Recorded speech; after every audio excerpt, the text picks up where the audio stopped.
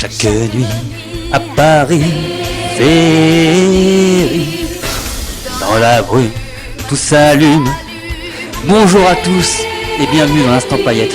Quel plaisir, mais quel plaisir de recevoir aujourd'hui ce monsieur. C'est une légende dans le musical et dans le cabaret. Il a commencé avec Claude François. Il a continué en embrassant une carrière de danseur. Il est rentré ensuite au Moulin Rouge.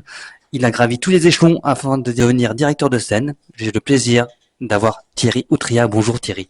Et merci d'être venu parmi nous aujourd'hui. Bonjour Marc, je profite pour te souhaiter une bonne année à tous les auditeurs. Merci, bonne année à vous tous. Alors toi Thierry, on peut dire que quand on voit ta vie, on peut croire au destin. Parce que tu as commencé de manière vraiment surprenante. Tu étais fan club de Claude François. Et là, il se passe quelque chose dans ta vie. Est-ce que tu peux nous raconter comment tu as commencé ta carrière ? C'est ma cousine Joëlle qui aimait beaucoup Claude François et la danse et qui a commencé à mettre les disques sur le Tépaz à l'époque. On parle des années fin 60. Et elle m'a donné le goût de la danse et on dansait tout le temps ensemble. On a à peu près 10, 11 ans. Et pour faire Claude François, comme il sautait au-dessus des batteries et finissait en écart, entre les deux lits, elle appuyait sur mes jambes pour m'apprendre à faire le grand écart et tout ça. Enfin bref, elle et moi, on faisait le couple de danseurs. Et ça m'a donné déjà le goût de la danse. Après, en m'inscrivant au club Claude François, quand j'étais un grand fan, eh bien, ça m'a permis de le fréquenter. Et la secrétaire m'avait invité à voir des galas. Et c'est en rentrant dans son univers, puisque j'ai pu faire 62 galas en tant qu'assistant de la secrétaire. J'ai 15 ans, hein. Oui, c'est ça, oui. J'ai 15 ans, oui. Et donc, j'étais bénévole, je n'étais pas payé, donc c'était tout bénéf pour elle. Mais enfin, une amitié s'est créée. Et surtout, je voyais le spectacle tous les soirs des coulisses. Ça m'a donné le goût du spectacle, ça m'a donné le goût des artistes, ça m'a donné le goût de la rigueur, parce qu'il y avait beaucoup de rigueur avec lui, et voir comment ça marchait derrière aussi. Donc je voyais les coulisses, les tournées, préparer sa loge, recevoir les gens, l'accueil. Voilà, c'était tellement intéressant. Et à 15 ans, c'est comme si j'étais sur la planète Mars. Donc je pense que je savais pas à l'époque que je ferais une carrière de danseur, je serais artiste, que je serais une carrière de directeur ou même de danseur. Voilà, je savais pas encore tout ça. J'ai 15 ans et la danse, c'est un hobby. C'est pas une carrière, c'est pas professionnel. Et donc, ce qui est amusant, c'est que je pense que le jour où j'ai décidé à 18 ans de devenir danseur professionnel, eh bien, tout l'acquis que j'avais eu grâce aux tournées de Claude François, ça m'a enrichi. Je me suis dit, tiens, j'ai déjà ce parcours-là. Je sais ce qu'on attend aussi. Je pense que cette rigueur que Claude imposait, comme un dictateur, hein, mais il avait raison, parce qu'il fallait que les choses marchent comme il le voulait, parce que c'était quelque chose de très, très, très chronométré, son spectacle est très professionnel. Voilà. Donc moi, j'étais pas un dictateur, mais je me suis dit, c'est comme ça qu'il faut faire, quoi. La rigueur, il faut imposer. Et la rigueur qu'on impose aux autres, on se l'applique à soi-même aussi. Bien sûr. En plus, avec Claude François, tu as des petites anecdotes sur des sandwichs. Ah, les sandwichs. Lors des répétitions, chaque fois, il fallait, on me disait vers 5 heures, tiens Thierry, tu vas aller chercher un thé au lait et un sandwich avec des tomates, du jambon et du gruyère. Donc, quand on est en ville, c'est pas du tout un problème. Tu vois, tu fais 50 mètres, 100 mètres et tout ça. Mais il m'est arrivé quelquefois d'aller faire 1 kilomètre, 2 kilomètres et de faire du stop avec ce sandwich comme ça, entre mes mains, comme si, tu vois, je portais une relique. Et des fois, les gens, ils voulaient pas me prendre en stop parce que des fois, quand les stades étaient au milieu des champs, je faisais 3-4 kilomètres et ça prenait un temps fou. Je dis, mais il faut que je me dépêche parce qu'après la répétition, il aura faim. Et donc, ce qui était amusant, c'est que quand les gens s'arrêtaient, je dis, mais où est-ce que vous allez? Je dis, c'est le sandwich de Claude François. Il me dit, mais non, vous plaisantez. Je dis, oui, c'est pour Claude François. Amenez-moi au stade. Et les gens disaient, oh, j'ai eu le sandwich de Claude François dans ma voiture. Voilà. C'est très drôle. T'as fait combien de tournées avec lui? Une année, deux années? Étés. J'ai fait 2 étés, oui. Mais 15 ans et 16 ans. 15 ans et 16 ans. Du coup, là, ça te donne envie d'être danseur. Et donc, tu décides de monter à Paris? La danse, c'est pas ça qui m'a donné envie d'être danseur. C'est que j'ai des copines au lycée de l'Arc à Orange, on a 15 ans, 14-15 ans, oui c'est ça, et elles font de la danse avec un professeur de gymnastique, et elles font du jazz, de la danse, du modern jazz. Ils me disent, Thierry, tu sais quoi, on est au moins 40 filles, et il y a 3 garçons. Ce serait bien, on sait que tu aimes danser, tu as le goût de la danse, la musique, le rythme, ce serait bien si tu pouvais venir au cours. Je dis, mais moi, j'ai pas envie de prendre des cours de danse, et le modern jazz, je sais pas ce que c'est, rien. J'étais très introverti quand même, j'étais très timide. Donc, un soir, à 6 heures, je me pointe dans le gymnase il y a toutes ces filles habillées en noir, tu sais, les collantes, tout ça, qui sont en train de me regarder. Il y avait 3 garçons qui n'avait pas du tout le physique de danseur. Mais on s'en fiche. On est au lycée, on est là pour prendre du bon temps, hein, pour apprendre une technique, éventuellement, pour faire quelque chose de sportif et d'artistique. Et je me trouve au milieu. Et à l'époque, c'était la méthode Stanislavski. C'est-à-dire qu'on met tous les gens en rond et on te dit, Marc, tu te mets au milieu, ok? Et maintenant, qu'est-ce que la révolution exprime ce que c'est la révolution, ou la couleur rouge, ou tu vois, ou un traîneau de neige, des choses comme ça. Et là, tu es au milieu de toutes ces personnes qui te regardent en disant nanana, nanana, qu'est-ce que tu vas faire, tu sais. Et moi, je crois que c'était la couleur rouge. Et j'avais les dents qui claquaient, j'avais les genoux, je dis mais... Et finalement, j'ai essayé d'exprimer quelque chose, et avec beaucoup de bienveillance, la professeure, c'était son rôle, m'a dit, mais tu sais, il faut faire ceci, il faut faire cela. Qu'est-ce que tu penses de ça? Lâche-toi, fais ceci. Tu es en train de pleurer. Mais est-ce que tu remarques que quand on pleure, on fait ça, et quand on rit aussi, on fait ça? Donc, tu vois, elle m'a donné des codes, elle m'a donné des clés, et ce qui était extraordinaire, c'est que quand j'ai quitté cette séance de danse, j'ai eu qu'une envie, c'était mardi prochain, je vais retourner à 18h, je vais refaire encore un cours de danse. Et là, elle t'apprend à bouger, tu vois, à placer ton corps, à faire des portes de bras. Ce qui fait qu'en 3 ou 4 semaines, déjà, elle me mettait devant. J'avais une telle envie de bouger, et de bouger bien surtout. J'aime les professeurs qui transmettent des savoirs incroyables et très riches, tu sais. Voilà. Et après, je faisais des portées avec les filles. Toutes les filles, on veut danser avec Thierry. Et du coup, les autres garçons me regardaient en disant, mais c'est le dernier arrivé. Et déjà, tu vois, j'étais un petit peu la coqueluche. Mais c'est que je découvrais que grâce à mon corps, tu vois, je pouvais abolir ma timidité. J'étais mis en valeur et j'aime travailler en équipe. Donc, c'était étonnant. Et j'ai des photos de classe du lycée où j'ai des positions très, tu vois, un peu Béjart, comme dans les ballets de Béjart avec des danseuses. Et je me dis, ah oui, c'est vrai que j'ai commencé comme ça, quoi. Tu vois, c'est pas du tout ce que j'ai fait après. Après, c'est plus professionnel. On est dans les grandes maisons. Mais c'est tellement touchant, je pense, tu vois, de te dire, tiens, cette professeure, elle m'a donné, et mes copines, tu vois, elles m'ont donné l'envie de me dépasser parce que je savais pas que le sport, ça pouvait procurer autant de bonheur. Et donc, du coup, tu es monté à Paris pour intégrer une école de danse professionnelle. Non, c'est que ma professeure prenait des cours de jazz avec la papesse du modern jazz. Et donc, Ingeborg Lipté, elle me dit, il faut que tu viennes à Avignon, il y a un stage au mois de juillet, tu vas voir, et je vais te la présenter et tout ça. Je l'adore, c'est la meilleure, c'est la plus grande. Donc, je paye mon stage et je suis là avec ma professeure en train de prendre des cours avec Ingeborg Lipté. C'est 4-5 heures par jour. Hein. Je veux dire, c'est en mois de juillet, on était en nage, mais on avait tellement envie de s'éclater. On dansait, on tournait, on sautait. Et à la fin du stage, Ingeborg Lipté me convoque en me disant, mais Thierry, tu mets tellement d'énergie dans le spectacle, est-ce que tu vas être danseur professionnel? Et moi, j'ai dit, mais qu'est-ce que c'est, danseur professionnel? Je savais pas que c'était un métier, tu vois. Et elle me dit, ben, c'est-à-dire que tu pourrais faire de la scène, tu vois, tu pourrais faire des ballets, tu serais dans une compagnie, tu ferais le tour du monde. Elle m'évoque des choses qui ouvrent des portes et des fenêtres comme ça dans ma tête. Je dis, mais qu'est-ce qu'il faut faire, Ingeborg? Dites-moi. Et elle me dit, tu montes à Paris, tu t'inscris dans un cours de danse, tu prends des cours de jazz avec telle personne et tu vas voir ce que la vie va t'apporter. Donc, je rentre chez moi au mois d'août en disant, au mois de septembre, je monte à Paris et je m'inscris dans une académie de danse. Dans une famille où il n'y a aucun artiste, tu parles que tout le monde a rigolé en disant, mais la danse, c'est un hobby. La danse, c'est pas un métier. Et là, je faisais des crises de nerfs, je me roulais par terre. Le médecin venait, me faisait des piqûres de Valium et mes parents disaient, mais docteur, qu'est-ce qu'on peut faire? Il nous parle que de Paris, il veut partir à Paris, qu'est-ce qu'on peut faire? Et le médecin, très bienveillant, lui dit, mais s'il vous plaît, madame, monsieur, vous n'allez pas vous tourmenter. J'étais mineur, hein. J'ai 19 ans et la majorité était à 21 ans à l'époque, hein, donc j'étais mineur. Il dit, vous savez quoi? Laissez-le partir à Paris. Laissez-le vivre sa vie. Si ça va pas, il reviendra. Mais si ça va, vous serez content. Vous l'aurez aidé à faire son rêve. Tu vois, c'est une passion, visiblement. S'il est malade comme ça, c'est qu'il veut danser. Donc j'étais au tribunal, j'ai demandé à avoir un papier qui autorisait mes parents, qui m'autorisait à être indépendant. Voilà, j'étais émancipé devant la loi et je suis monté à Paris et j'avais qu'une seule envie dans l'académie où je me trouvais, c'était vraiment de réussir parce que je voulais prouver à mes collègues du lycée qui disent mais la danse c'est pas un métier, le professeur de philo qui me disait mais Thierry tu t'intéresses à rien, tu es quoi un aristocrate de la danse, tu connais rien. Et c'est vrai, je savais à peine danser, je faisais 3 cours de danse hein. Et voilà, et donc c'est ça qui est étonnant, c'est que tout le monde m'a cherché à me battre des bâtons dans les roues.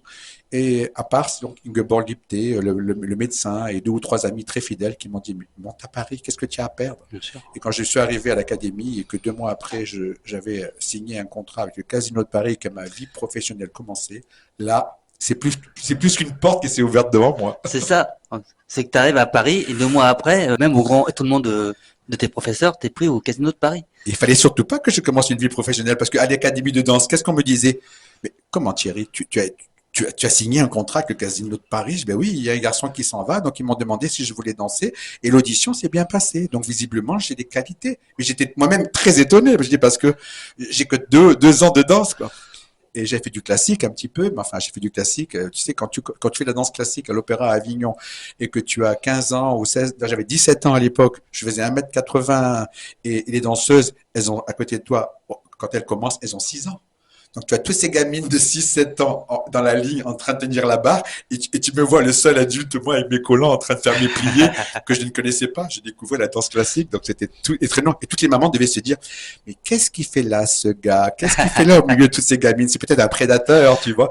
Et moi, j'étais là en train de vraiment de m'évertuer à faire les choses correctement parce que le professeur, il avait de l'intérêt pour moi. Il savait que j'avais envie. Donc, il disait, allez, Thierry, fais ceci. Mais autour de moi, c'était des gamines de 7 ans, tutu, les petits chignons. C'était d'une drôlerie. Voilà. Mais donc voilà, à l'académie, on m'a dit, comme tu n'as pas de technique ni rien, il faut que tu prennes de la danse, que tu apprennes les cours pendant au moins 2-3 ans avant d'être professionnel. Donc, il est hors de question que tu fasses ce contrat-là. Et je dis, mais ce contrat, je l'ai signé. Donc, si je l'ai signé, je peux pas dire maintenant non, il compte sur Bien moi. sûr. Mais Thierry, tu peux pas faire du musical. Les musicals, tu sais ce que c'est que les musicals? Je dis, non, qu'est-ce que c'est les musicals? Il disait, ben, les musicals, ce sont les danseurs ratés qui vont au musical. Tous les bons danseurs font de la danse contemporaine, ils vont dans des compagnies, ils vont à l'opéra. Je dis, mais j'ai commencé la danse à 15 ans, je peux pas aller à l'opéra, j'ai pas la technique. Oui, c'est justement pour ça, il faut que tu fasses au moins 5-6 ans d'académie avant de faire un contrat. Et j'ai dit, écoutez, vous savez quoi? Moi, j'ai signé un contrat et je vais m'y tenir. Je vais aller aux répétitions. Et là, la professeure, enfin, la directrice de l'académie a dit, je t'interdis de faire ça. Et il y avait un pot de fleurs devant elle, comme ça. Et moi, je sors à reculons de son bureau. Elle prend le bureau et dit, je t'interdis de faire du musical. Et elle jette le pot de fleurs, je ferme la porte et j'entends le pot de fleurs qui s'écrase derrière la porte. Et heureusement que j'ai tenu tête. Bien sûr. Heureusement que j'ai tenu tête. Bien sûr. Quand tu as une opportunité, il faut la saisir quoi Ouais. qu'il arrive. Donc oui, bien sûr. Mais je trouve Mais ça c'était fou que pardon. non, j'en prie, je trouve ça fou que des professionnels qui sont là pour te soutenir t'essayent de t'empêcher d'avoir une opportunité de la saisir. Mais je pense qu'ils avaient raison quelque part, je dirais, parce que si moi je vois un gamin, tu vois, de 15 ans ou de 16 ans ou 17 ans, il sait à peine faire les choses comme ça et il me dit, tiens, demain je vais faire telle et telle chose, peut-être que mon inquiétude première sera de me dire, mais redescends sur terre. J'ai enseigné après à beaucoup de danseurs et de danseuses et des fois on se dit, mais peut-être qu'ils rêvent. Et puis des fois, on a raison. Et des fois, on se trompe. Et ça qui est extraordinaire. Donc ces gens-là, ils se trompaient pas. Je pense qu'à leur manière, ils devaient se dire, mais il arrive de province et ça fait 4 semaines qu'il est là. Il a déjà signé un contrat au Casino de Paris. Et en même temps, à l'époque, j'ai dit, le musical, ça n'avait pas la qualité professionnelle, enfin, pour eux, pour ces gens-là. Tu vois, dans les académies, c'était du genre, non, le musical, c'est la fin de tout. Le pauvre. Quel gâchis. Donc tu fais ce contrat pendant combien de temps au Casino de Paris? Je suis resté que 3 mois. Que 3 mois? Que 3 mois. Et après, tu pars en tournée avec d'autres compagnies. Après, j'ai fait de la télévision. Donc, j'ai fait beaucoup d'émissions de Guy Lux avec le chorégraphe Victor Upshaw. Donc, j'ai dansé derrière Thierry Leluron, j'ai dansé derrière Sylvie Vartan, derrière Ringo. C'était les grosses stars de l'époque. C'était en direct. On était à l'ERTF et on passait le jeudi en direct. Donc, c'était sympa les répétitions qu'on pouvait faire pendant la semaine pour après, le soir, être en direct et ça. Et en même temps, j'étais content parce que j'ai dit, tiens, en province, à Orange, tous les professeurs et tous les élèves, tu vois, tous mes collègues, ils me voient à la télévision, eux qui croyaient pas en moi, nanana, la revanche. Je comprends, bien sûr. Mais c'est un formidable moteur, la revanche. Oui, mais c'était bienveillant. J'ai jamais eu d'aigreur, j'ai jamais eu vraiment de rancune vis-à-vis de quoi que ce soit. Je croyais en moi avec beaucoup de naïveté. Et je crois que la vie, une bonne étoile, a fait que les choses se sont bien passées. Ça aurait pu mal tourner éventuellement, c'est vrai. Mais je dis, mais voilà, j'avais une telle envie que j'aurais ouvert toutes les portes avec la tête s'il avait fallu. Et comment tu rentres au Moulin Rouge après? Eh ben, j'ai travaillé pendant 2 ans à l'étranger avec une compagnie de music hall et après avec mon épouse à l'époque, on en a dit tiens, on a envie de se poser, d'avoir un enfant et tout ça et c'est pas en tournée avec des valises tous les mois qu'on pouvait faire ça. Donc, et en même temps, il fallait que je fasse mon service militaire parce que j'avais 22 ans et que j'avais jamais fait mes 3 jours. Donc, ma mère me disait, Thierry, les gendarmes, ils viennent toutes les semaines pour dire, où est votre fils? S'il n'est pas rentré tel jour à telle date, il aura 22 ans, c'est un déserteur. Donc, quand il reviendra en France, c'est la prison. Dites-lui de rentrer. Et moi, j'étais au Caire, au Sheraton, en train de danser avec la vue sur les pyramides, comme ça, au milieu des danseuses et tout ça. Et j'ai dit, mais je peux pas revenir, j'ai un contrat. Et finalement, la vie a fait que j'ai pu rentrer avant 22 ans et on m'a mis dans une caserne en tant que manœuvre parce que ils savaient pas quelles étaient mes qualités, quoi. Et donc, j'ai tout fait pour me faire réformer. Ça a pris du temps. Et pendant les temps de réforme, j'ai dit, tiens, je vais monter à Paris et je vais passer des auditions. Et la première qui se présentait à moi, c'était au Moulin Rouge. Donc, je suis arrivé au Moulin Rouge et ils m'ont dit, écoutez, nous, ça nous va bien. Sauf qu'on était au mois de juillet. Ils m'ont dit, bah, vous viendrez répéter au mois d'octobre. Et au mois d'octobre, quand je suis arrivé, en 15 jours, j'avais appris le spectacle. Ça m'a permis après de débuter ma carrière le 2 novembre 1976 avec Lisette Malidor, avec laquelle j'avais déjà travaillé au Casino de Paris. Donc, quand je l'ai vue sur scène, je dis, mon Dieu, je te retrouve là, tu vois, 3 ans plus tard. Et on a travaillé 3 ans ensemble au Moulin Rouge. Et c'était un grand bonheur. Et je savais pas que j'allais rester 45 ans. Juste petite parenthèse, Lisette Palidor, c'était une légende dans le cabaret. Enfin, ceux qui connaissent un peu le cabaret connaissent forcément son nom. Ça, c'est comme fou parce que tu rentres au Moulin Rouge et quelques mois après, tu deviens capitaine. Oui, 2 mois après. 2 mois après. Je suis le plus jeune, j'ai 22 ans. À l'époque, dans les music-halls, les gens avaient 30, 35 ans, 40 ans. Bien sûr. C'était des adultes. Et donc, moi, le dernier arrivé, quand Miss Doris, la maîtresse de ballet, dit, voilà, je vous présente Thierry. Donc, vous le connaissez à partir de telle date. C'était une fille, une fille. Et il y avait tellement de travail avec 50 filles dans la compagnie. Elle a dit, on va prendre un garçon pour s'occuper des boys. Ça a été moi. Alors, autant te dire que à 22 ans, quand tu vois tous ces adultes autour de toi qui te disent, on va bien rigoler, tu vois. On va voir si tu vas avoir de l'autorité pour nous, tu vois. Et ça a pris du temps, mais après ça c'est arrivé. Ça s'est fait. Et là, la vie encore a un destin pour toi, puisque à 35 ans, tu es convoqué par le grand patron du Moulin Rouge, qui t'explique que tu commences à être un peu trop vieux pour faire la revue. Dis-moi comment ça se passe. Eh ben, j'ai carrément, j'ai fait 3 revues, j'ai fait Follement, j'ai fait Frénésie et j'ai fait Femme, Femme, Femme. Et à la fin de Femme, Femme, Femme, on me dit, ben, Thierry, à l'âge que vous avez, vous ne serez pas reconduit. C'est-à-dire que vous ne ferez pas la revue Formidable. Et là, je regarde Miss Doris en disant, comment ça, je ne vais pas faire la revue Formidable? Elle dit, ben oui, votre contrat, vous avez un contrat à durée indéterminée, mais ça va jusqu'au bout de la revue. La revue se terminant dans 15 jours. Dans 15 jours, vous ne faites plus partie du Moulin Rouge. J'étais tellement désolé et j'ai dit, mais écoutez, j'ai un enfant de 12 ans que je dois élever et tout ça, comment faire? Il dit, écoutez, dans ces cas-là, vous allez parler au patron. Et quand j'étais voir le patron, il m'a dit, mais Thierry, vous comprenez, si la revue après elle dure tant d'années, on ne peut pas vous garder jusqu'à 50 ans. Vous comprenez bien, vous êtes danseur, vous voyez bien, vous ne pouvez pas danser jusqu'à 60 ans. Donc, peut-être qu'il faut vous arrêter. J'ai promis que je m'arrêterais quand il le désirait. Et en même temps, il a la gentillesse de me dire, vous savez, si une place se libère au Moulin Rouge, on vous fera faire autre chose. Est-ce que vous avez envie de faire autre chose? Et moi, je dis, ben, oui, ça me dérange pas d'être machiniste ou habilleur ou travailler. Je dis, je peux apprendre un autre métier. Et en même temps, quand on devient danseur, on sait automatiquement qu'après 35 ans ou 40 ans, on doit changer de métier parce qu'on peut plus se présenter sur scène, quoi. Donc, c'est ce qui est arrivé en 89, puisque quand l'assistante chorégraphe a donné son préavis de 3 mois, on m'a dit, ben, tiens, Thierry a une opportunité dans 3 mois. Est-ce que vous voulez quitter la scène? C'est ça aussi qui est pas facile pour un artiste. C'est dire, vous allez quitter les lumières, tout ça. Vous allez passer de l'autre côté et vous allez diriger toute la compagnie. Est-ce que ça vous plaît? Et je dis, mais écoutez, vous m'aviez promis une place de ce type. Je pensais pas que ce serait dans la même profession, de rester dans la danse. Je dis, donc c'est une opportunité que je ne peux pas refuser. Je dis, je suis même honoré que vous m'ayez appelé en premier. Il y avait d'autres danseurs, après tout, qui étaient aussi âgés. Donc voilà, ça m'a fait plaisir d'avoir leur confiance et j'ai essayé de pas démériter. En même temps, c'était pas facile. C'était l'année du centenaire, donc il y avait beaucoup de galas à faire pour fêter les 100 ans. Et Dans un dit, gala, bon, je suis plus sur scène, mais c'est pas grave. Je suis dans l'ombre. Et dans l'ombre, j'ai trouvé d'autres personnes qu'on voit jamais, et d'autres métiers, c'est vrai, parce que on est dans la salle, donc il y a la brigade, il y a les bureaux, des choses comme ça, on n'est plus sous le feu des projecteurs. On est tellement protégé quand on est artiste. On est dans un univers, c'est une bulle dorée, et c'est extraordinaire. Mais d'un seul coup, quand on quitte, on se rend compte qu'il y a une vraie vie autour. Il y a le caviste, il y a les femmes de ménage, c'est comme ça. Enfin, du coup, je dis, mais, ah bon, je savais pas, j'étais là-haut dans mon petit paradis.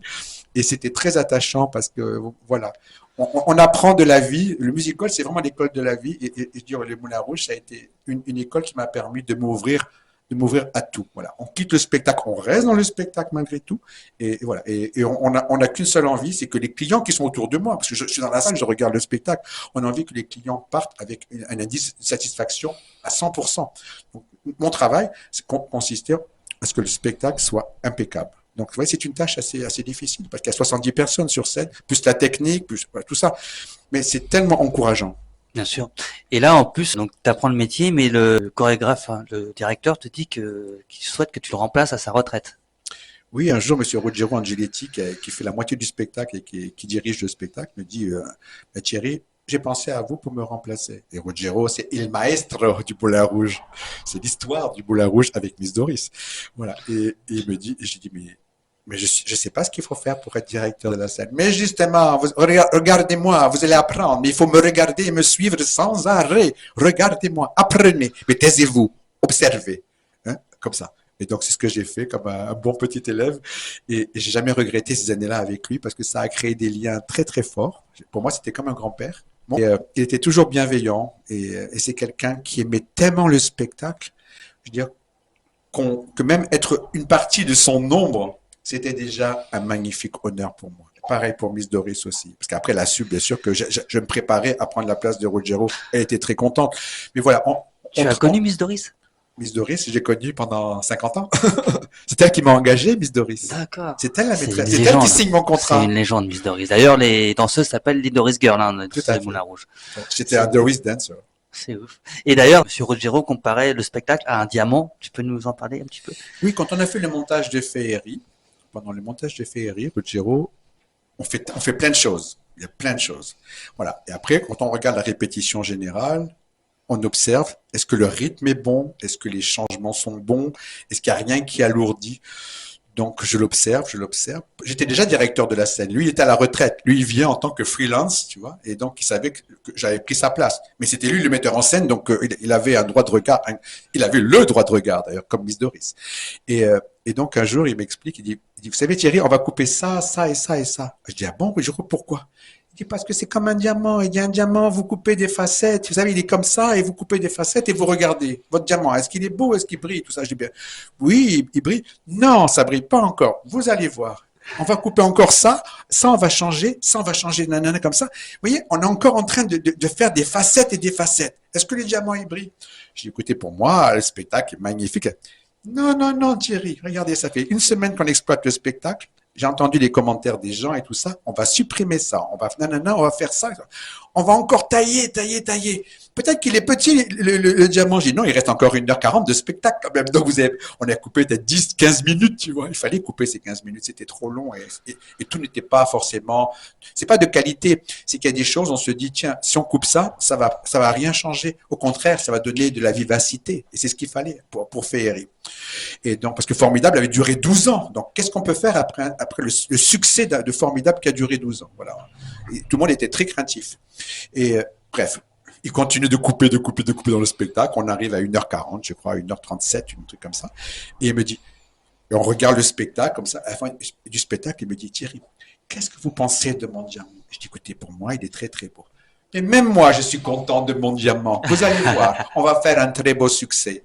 Et ce qui est incroyable, c'est aujourd'hui, ils sont partis. Doris et Ruggero sont partis au ciel. Monsieur Jacques Terrico aussi. Ouais. C'était ces gens-là qui étaient en 1999, qui ont monté le spectacle Féerie. Et aujourd'hui, on fête les 25 ans de cette revue Féerie. Qui est une revue formidable. Sincèrement, si vous l'avez pas vue, allez la voir au Moulin Rouge tous les soirs. C'est un des plus beaux spectacles de Paris actuellement, alors qu'il a 25 ans. Ensuite, tu es devenu donc directeur de scène. Est-ce que tu peux m'expliquer en quoi consiste ton métier de directeur de scène? Eh bien, c'est de faire en sorte que tout ce qui se passe sur scène soit impeccable. Il y a un cahier des charges. Donc voilà, on est en Noël 99. La revue Féerie a débuté. Le diamant est étincelant. Il est fait. Et il faut que maintenant, on ne sait pas que ça va durer 25 ans, mais voilà. Mais chaque année, on est toujours en train de se dire, on a amélioré. Hein. On est passé au numérique. Les projecteurs ont été changés pour passer au LED. Donc ça donne plus de finesse, plus de délicatesse. Tous les employés techniques, tous les techniciens au Moulin Rouge et tous les créateurs, tout ça, tous les gens avaient envie que le produit s'améliore. Et d'ailleurs, maintenant, avec les nouvelles technologies, Ferry est presque plus belle qu'en 99. La revue est encore plus jolie. Voilà. Donc, c'est ça qui est intéressant. Et aussi des attractions, parce qu'entre les ballets, il y a des attractions qui viennent, des jongleurs, voilà, et donc, quand ce qu'ils arrivent, il faut mettre leur musique en place, il faut mettre des projecteurs. Donc, on passe une demi-journée à mettre ces artistes internationaux de grande renommée. Donc, on a envie qu'ils soient heureux sur scène. Voilà. Donc, on les met en place. Et après, on regarde le soir le spectacle, on les enregistre, on dit, ben, tiens, on va changer ceci, cela, pour que leur numéro, parce qu'ils signent des contrats d'1 an. Des fois, on a des artistes, ça fait 10 ans qu'ils sont là. Donc, il faut mettre en place quelque chose où ils se sentent confortables et ils puissent donner le meilleur. Ils font quand même 12 spectacles par semaine. Donc Bien voilà, sûr. donc on a envie qu'ils soient bien. Mais voilà, il y a toujours des projecteurs. On peut dire, tiens, il manque une danseuse à droite. Qu'est-ce qui s'est passé? La piscine n'est pas montée. Et les problèmes qu'il faut gérer. Tout le personnel technique, tous les cadres sont impeccables. Tout le monde connaît les plans B, les plans C, les plans D. Parce qu'on a eu tellement de choses qui sont arrivées sur la scène du Moulin Rouge que des fois on dit, on n'a encore jamais connu ça. Et pourtant, on va s'y adapter parce qu'il faut sans arrêt que le spectacle ne s'arrête pas. Bien sûr. Voilà. Et c'est ça qui est fabuleux. Donc, maintenant, au bout de 25 ans, j'y suis plus, mais je sais que pendant les 20 ans où j'y étais, voilà, on avait des fois des situations où la piscine ne monte pas, où l'escalier ne descend pas, et il faut que les capitaines disent immédiatement, voilà, on change ça, puisque vous pouvez plus monter et descendre, il va falloir faire une autre chorégraphie. Donc, quand les nouvelles arrivent, très vite, on leur apprend ce plan B au cas où la piscine ne monte pas, le plan B au cas où l'escalier ne descend pas. Voilà. Si un tel ne rentre pas sur scène, toi, tu peux prendre sa place. Vous voyez, il y a tout ça à mettre. Et c'est formidable. Tous les capitaines, voilà, tous les cadres, ils sont bien rodés maintenant et le spectacle se déroule À impeccablement. merveille. Et que je vous engage vraiment à aller voir. Alors, vous savez, dans Instant Paillette, on n'a pas que des interviews classiques, on a aussi des anecdotes. Mais avant de commencer le jeu des anecdotes, j'aimerais que tu me racontes une anecdote vraie, il n'y a pas de concours, sur la reine d'Angleterre. Eh bien, en 89, on était invité, la troupe du Moulin Rouge était confiée à faire un gala de charité pour les orphelins des artistes anglais. Et c'est un gala qui est patronné par la reine d'Angleterre. Donc on sait qu'elle va être là et il faut faire un spectacle d'une qualité incroyable. Donc il y avait Andrew Lloyd Webber, il y avait les comédies musicales les plus célèbres étaient sur scène autour de nous. Alors, c'était incroyable d'être sur le même plateau. Et nous on faisait le French Cancan. Voilà. Et donc on a fait le French Cancan dans cette émission. Et on regardait, pendant qu'on dansait, on regardait le balcon sur la droite comme ça. Et on voyait la reine dans sa robe de paillettes qui regardait le spectacle, qui applaudissait et tout ça.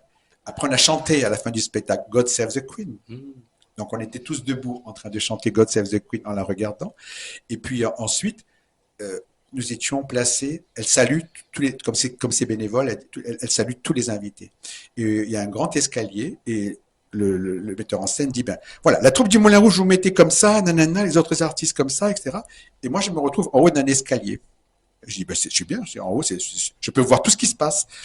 Et d'un seul coup, la porte s'ouvre à côté de moi et je vois rentrer la reine avec son petit sac, son bouquet d'orchidées comme ça, avec sa couronne, sourire, en train de saluer tout le monde comme ça. Et je dis, mais mince, je suis le premier. Et le protocole nous avait bien dit, on lui parle pas, on lui tend pas les mains, on fait rien, on attend qu'elle s'adresse à vous, parce qu'elle va s'adresser à vous, mais il n'y a aucune initiative personnelle, et on reste très respectueux, et les femmes, il faut faire une petite révérence, et les hommes, vous baissez la tête. Et elle s'avance, parce qu'elle est à côté de moi, elle se retourne, elle me tend la main, et elle me dit une phrase en français, une phrase que j'ai oubliée, parce que j'étais tellement la bouche ouverte, et ma réponse, ça n'a même pas été de dire votre majesté ou quoi. Je dis, mais vous parlez français.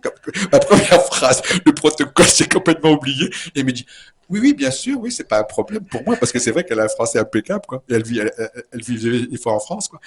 Et elle descend après la deuxième personne et tout ça, mais sur la photo, qui a servi après de carte de vœux, on me voit là-haut, tout étonné, à côté de la reine d'Angleterre. Et c'est pas fini l'histoire, parce qu'après, quand je suis rentré en France, j'étais voir mon grand-père à Marseille, et j'avais le magazine de l'époque, Jour de France, avec une immense photo en noir et blanc où on me voit en train de parler à la reine qui me sourit.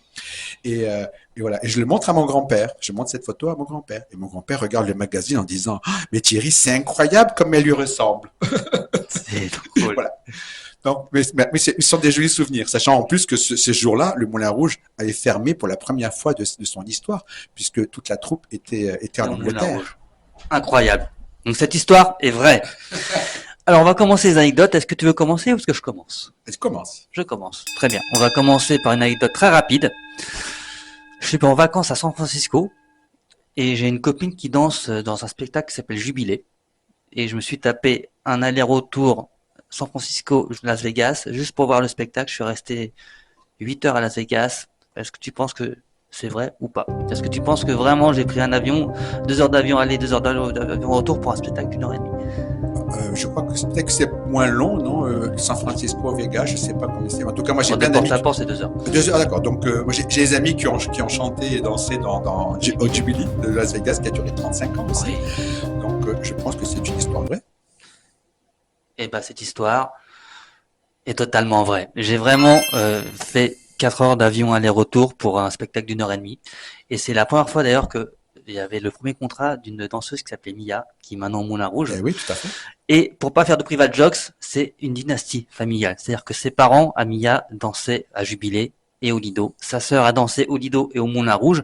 Mia a dansé à Jubilé et au Moulin Rouge. Et les parents sont devenus profs de danse. Et les 3/4 des danseurs anglais que vous pouvez voir sur un cabaret ont été formés par cette famille. C'est une famille d'artistes. Et même la cousine Poppies a été danseuse. Moi, j'ai connu Rachel et Eric Carpenter, les parents, parce qu'ils travaillaient au Lido et patineurs. Patineurs sur glace au Lido, je les ai connus. Et maintenant, je travaillais avec leurs filles, qui sont magnifiques. Elles font tous les rôles sur scène. Mia, je trouve que c'est une des meilleures danseuses que j'ai jamais vues de ma vie. Elle est incroyable. C'est vrai, oui. C'est vrai. Donc, cette histoire est vraie. 1 point pour toi. À toi. J'ai 15 ans, donc je travaille avec Claude François. On me demande, comme j'expliquais tout à l'heure, d'aller chercher des sandwichs et j'ai du thé au lait. Donc quand c'était en ville, j'allais dans la première boulangerie ou dans un bar en disant pouvez-vous me donner ça? On me donnait un petit plateau et on me donnait une théière en inox et le sandwich avec à nouveau un petit récipient pour mettre le lait et tout ça. Et je partais et on me disait mais vous ramenez bien la théière après, hein? J'ai dit mais c'est pour Claude François. Oui, mais je m'en fous que c'est Claude François. Vous ramènerez la théière. Je dis oui, vous en faites pas, vous en faites pas. Là, il est peut-être 5 heures du soir, tu vois. Et Claude boit son thé après la répétition et après la théière reste là. Et quand on finit les spectacles, il est déjà minuit, 1 heure du matin, le temps de ranger toute la loge. Lorsque j'arrivais dans le bar, c'était fermé. Donc, une fois, je me suis dit, mais cette théière, Claude a bu dedans. Et moi qui suis fan, je dis, mais je vais la garder, cette théière, parce que c'est la théière de Claude François. Je suis toujours la groupie, tu sais. Et donc, je l'ai mis dans mon sac et ça. Et je me suis aperçu que de ville en ville, des fois, c'était pas possible, parce que des fois, quand le bar était en face, je ramenais le plateau avec des théières. Mais on avait pris l'habitude, ma sœur était aussi avec moi, parce que j'avais 15 ans, donc j'étais mineur, elle me surveillait un petit peu. Elle avait 19 ans, elle. Et donc, je lui dis, on avait une petite collection de vilaines petites théières en inox, les pires qu'on puisse voir, avec le petit clapet comme ça. Mais ça fait rien. On dit, Claude l'a touché. Donc, tu vois, on avait une collection à la maison de théières. On arrive à Orange, c'est la ville où j'ai vécu. Et il va chanter dans l'amphithéâtre. Et dans l'amphithéâtre, elle me dit, va chercher le thé, si tu peux. N'oublie pas le thé. Donc, je traverse la rue. Il y a une brasserie qui est la plus célèbre d'Orange. Et quand je rentre, je vois les étagères et je vois des théières en argent anglais, tu sais, qui brillent, qui sont magnifiques. Et je dis, je voudrais un thé, c'est pour Claude François, s'il vous plaît. Et elle me sort une petite théière en inox. Et je dis, ah non, c'est pas possible, c'est pour Claude François. Donc, il nous faut une théière comme ça. Elle dit, mais je peux pas vous donner une théière comme ça coûte une fortune, une théière comme ça. Et qui me dit que vous allez la ramener? Je dis, mais je vous la ramènerai, c'est pas de problème. Donc, je prends un plateau en argent, j'ai la belle théière, j'ai de beaux petits récipients pour le lait et tout ça, le sandwich. Je traverse la fin du spectacle. Claude, il m'appelle pour me féliciter. Il me dit, mais qu'est-ce qu'elle est belle, cette théière et tout ça. Il me dit, j'ai vraiment apprécié ce thé parce que il dit, c'est la première fois que j'ai une théière aussi jolie.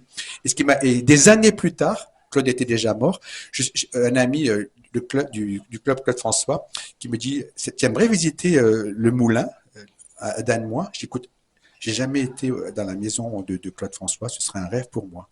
j'arrive dans la maison de Claude François, je vois tout le moulin, et dans la cuisine, il y a les gens qui habitent maintenant avaient tout reconstitué. Il y avait toujours sur une étagère cette magnifique théière. Et je dis, mon Dieu, mais c'est moi qui ai donné cette théière-là. Donc, est-ce que c'est vrai ou est-ce que c'est faux? Je pense que c'est vrai. Je pense que c'est vrai. Eh bien, non. Bravo. Est-ce que tu veux savoir la véritable Oui, je veux histoire? la vérité. Oui, bien sûr. Ok. C'est que le jour où j'ai demandé cette théière et je l'ai amenée à Claude et j'ai gardé, bien sûr, j'ai conservé cette. Le soir même après le spectacle, j'ai une amie à qui je raconte, de classe, à qui je raconte cette anecdote. Et ce que je ne savais pas, c'est que son père travaillait au Dauphiné libéré. Donc, je lui raconte cette histoire-là. Je dis, voilà, j'ai une collection et tout ça. Et donc, j'ai cette belle théière. On continue les tournées avec Claude François. Et 3 ou 4 jours plus tard, la secrétaire me dit, Thierry, il y a Claude qui veut te voir. Il y a Claude qui veut te voir. Dépêche-toi, va le voir. Je dis, mais qu'est-ce qui se passe?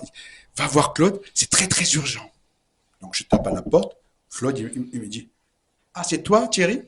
Viens, rentre. Et il est assis et moi je suis debout comme ça. Et il me regarde, il me dit, alors il paraît que j'ai la folie des grandeurs. Je dis, je comprends pas, Claude. Oui, je peux boire que dans de l'argenterie, c'est ça? Je dis, mais excuse-moi, mais de quoi tu parles? Je comprends pas. Il dit, c'est bien toi qui m'amènes mon thé au lait tous les jours en tournée pendant les répétitions. Je dis, oui, Claude. Il dit, ok. Il prend le Dauphiné libéré, il ouvre la page. Il y a à peu près, il y a à peu près une page entière. Et là, il avait encadré en rouge toute une partie. Alors, Claude François a des exigences de star et de diva. Claude François, quand il va en tournée, il ne peut pas boire dans une théière en inox. Il est propriétaire de la brasserie, donc c'était plein aussi. Il avait fait sa petite enquête. Et c'est ma copine qui avait été la délatrice. Donc, il peut boire nanana, nanana, nanana. Enfin, il me lit 4-5 phrases où son image, qui était si belle à l'époque, c'était du genre, je suis une diva et je ne peux boire que dans de l'argenterie, etc. comme ça. Donc, il me dit, c'est bien toi qui as fait ça. Je dis, oui, je suis désolé. Et je lui raconte. Je dis, tu sais, voilà ce qui se passe et tout ça. Il dit, regarde-moi bien. Tu vois la porte derrière. Tu vas faire demi-tour. Tu dégages de ma vie et je ne veux plus jamais te voir. Tu comprends? Tu dégages. Je ne suis pas une diva et je ne veux pas boire dans l'argenterie. Tu vois, je ne demande rien. OK? Je ne veux plus jamais te voir. Tu quittes la tournée. J'étais liquide comme ça. Je suis sorti et Josette a été désolée. Elle a dit, écoute Thierry, je suis désolé, tu vois. Sachant que je suis resté, moi j'étais à Orange, donc je suis retourné chez ma maman. T'as pas été repris après? Hein? Attends. Ah, et, oui. et une semaine après, Josette me téléphone et dit, tu sais, Claude, il est comme ci, comme ça. Donc, bon, on est à tel endroit, tu prends un train, tu reviens et on continue la tournée. Et je suis revenu, j'ai continué la tournée comme si de rien n'était. T'as pas eu de montre? T'as pas eu de montre derrière? Non, parce que il était connu pour offrir des montres aux gens qui viraient après qui. Non, j'ai pas eu de montre. Il m'a reviré encore une autre fois. Je sais pas pourquoi. J'avais encore fait des bêtises. J'avais 15 ans, tu sais. Je pensais que j'avais tous les droits. Non, il m'a appris la rigueur. C'est bien aussi. Très bien. Bon, deuxième anecdote. Je vais dans un spectacle de cabaret qui s'appelle Chez Michou.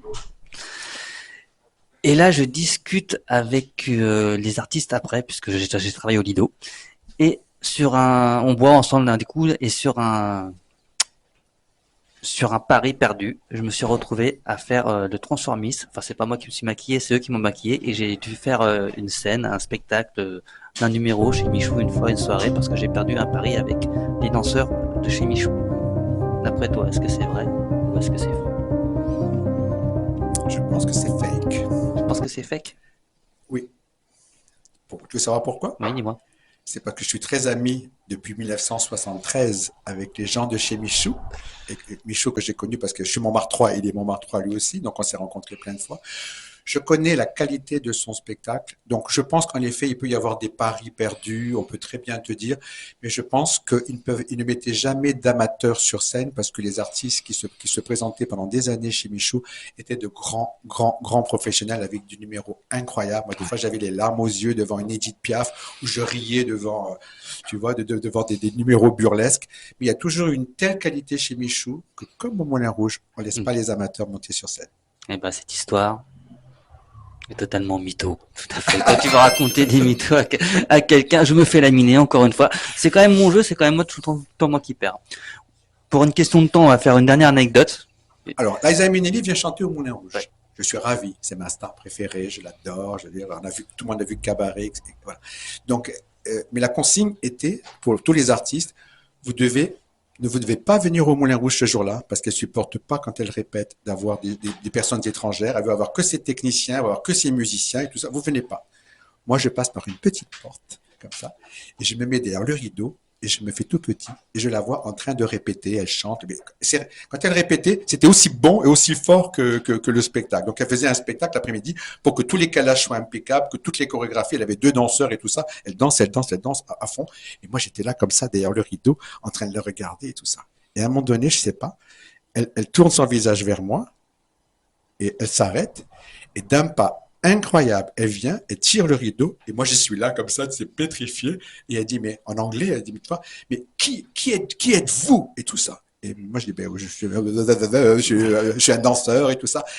Et elle se tourne vers les lumières comme ça en disant à sa technique, elle dit on n'avait pas dit que personne devait être sur scène et tout ça. Qu'est-ce qu'elle fait là? Donc l'orchestre s'arrête, tout le monde s'arrête. Tu vois. Et moi elle me tire sur scène comme ça. Tu vois, elle dit qu'est-ce qu'il fait là? Qu'est-ce qu'il fait là? Tu vois, elle dit est-ce qu'on peut reprendre la répétition comme j'ai envie de le faire, s'il vous plaît? Cette personne-là, encore comme Claude François, vous la faites sortir, ok? J'attends. Et moi, je traverse le plateau. Je dis, mon Dieu, si le patron est là, je vais être éliminé du Moulin Rouge à la Kalachnikov. Tu vois, j'étais tellement perturbé, humilié aussi. Mais enfin, surtout, j'avais honte, quoi. Et je suis sorti du Moulin Rouge. On m'a rien dit le soir, donc je pense que la répétition s'est très bien passée et tout ça. Donc, voilà. Mais que la star, que j'aimais tant, en même temps, je comprends. C'était professionnel, quoi. Elle a besoin. Donc, est-ce que cette histoire est vraie ou pas? Je pense que cette histoire est totalement vraie. Eh bien non. Ah bah décidément, bon bah c'est une échec total. Alors j'ai un gage que tu... Attends, je t'explique quand même, c'est que Liza Minnelli était la personne la plus adorable. On avait le droit de regarder sa répétition et non seulement on avait le droit de regarder sa répétition, c'est que on était dans les coulisses lorsqu'elle est sortie, en transpiration. Elle est restée 1 heure avec nous à parler, tu sais, à avoir un échange. Et nous, on lui disait, mais on vous adore, vous êtes une star et tout ça. Et elle me disait, mais c'est moi qui vous adore. Vous faites 12 spectacles par semaine, mais c'est vous les stars. Elle dit, moi, je pourrais pas faire 12 spectacles par semaine. Elle dit, moi, je fais un de temps en temps quand j'ai envie. Et tu vois, elle dit, et ça me plaît, j'adore la scène. Elle dit, mais vous, 12, c'est vous les stars. On était tellement, tu sais, fiers. Voilà. Voilà. Non, c'était une personne adorable et on a passé une journée. T'imagines quelqu'un qu'on aime, qu'on apprécie autant et qui te donne autant de bienveillance et de gentillesse, quoi. C'est clair. Quel est ton gage, Thierry? Mon gars, c'est de faire de la mayonnaise. Oh mon Dieu, j'ai toujours raté ma mayonnaise. Très bien. Ah, non, c'est que tu sais pas quel genre de mayonnaise. Non, dis-moi. Hein? Dans le cancan, dans le French cancan, il y a une posture qui s'appelle la mayonnaise. Et tu peux le faire très facilement. C'est pas un gros gage. Écoutez, est-ce que tu veux que je t'explique comment ça marche? Bah on va voir ça quand on le fera, parce que là il y a une émission après, donc va falloir qu'on s'arrête.